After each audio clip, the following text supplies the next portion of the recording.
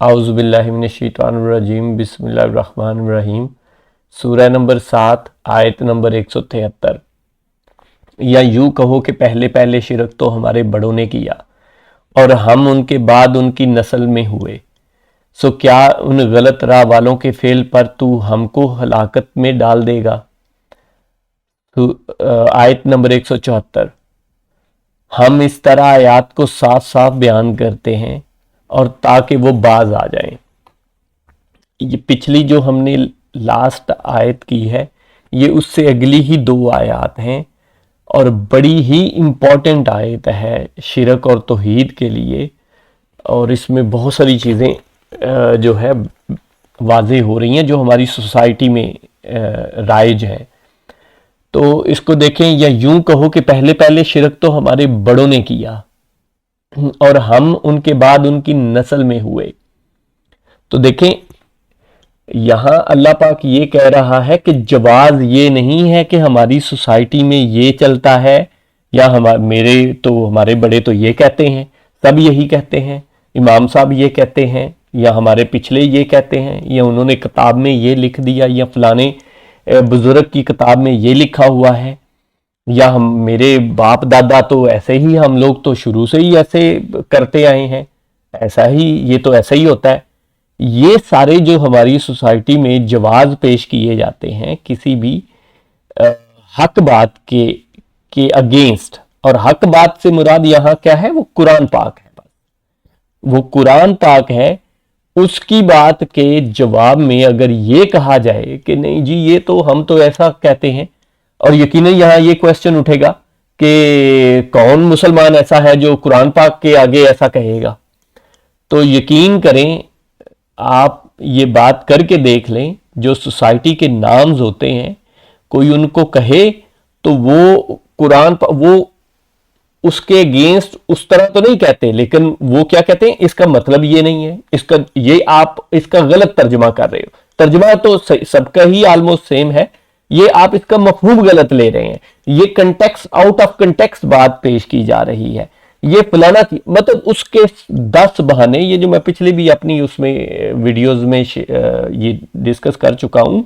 कि अपनी उन बातों को सही साबित करने के लिए फिर उन्हीं ही गलत अहादीस का सहारा लेके और काफी कुछ करके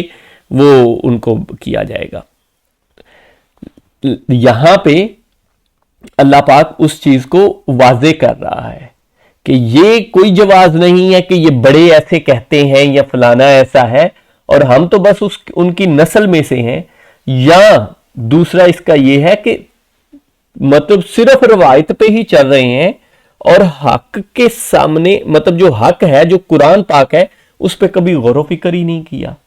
ये इसका जो उस पिछले पॉइंट से भी ज्यादा जो इसका मेन पॉइंट या ज्यादा समझने वाली बात है वो ये है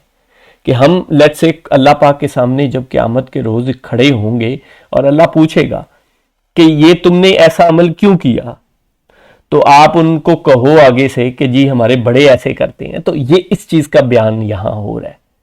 कि हमारे बड़े तो ऐसे हैं। एक तो ये है ना कि कुरान पाक की बात आ गई तो उसको झूठा बनाने की कोशिश करगी, दूसरी बात उससे भी जरूरी है कि कुरान पाक को समझ के पढ़ा ही नहीं, उसका तर्जुमा ही नहीं पढ़ा,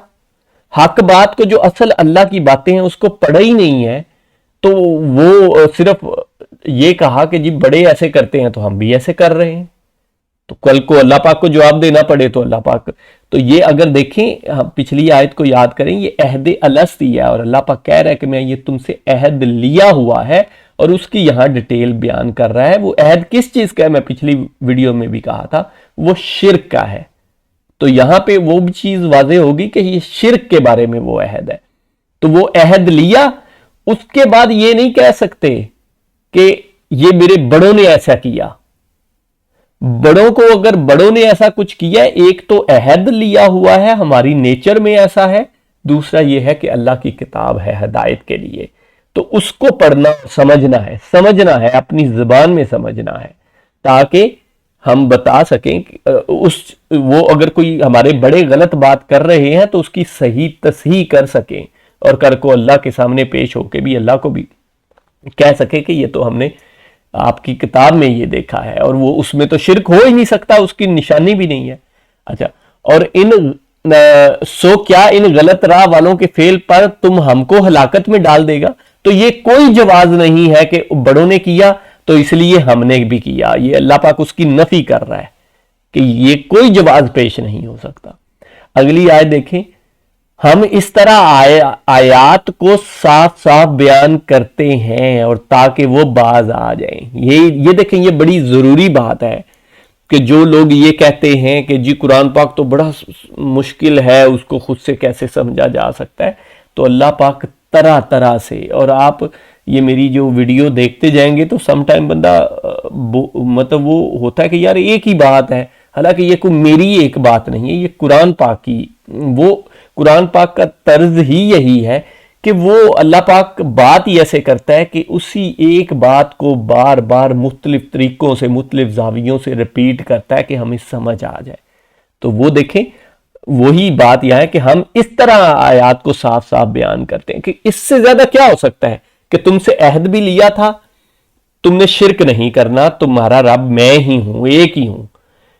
और बाद में ये बहाना भी नहीं लेके आना कि मेरे बड़ों ने किया तो इसलिए मैंने किया, क्योंकि मैं तुम्हारी नेचर में भी डाल दिया है और कुरान पाक में तुम्हें किताब भी दी है जो हमेशा के लिए महफूज है और तुम्हारे पास है। तो तुमको ये साफ साफ बयान कर दिया है, कोई बहाना हिला नहीं ला सकते मेरे आगे। ये इस आयत का मतलब है। जज़ाकल्लाह खैर।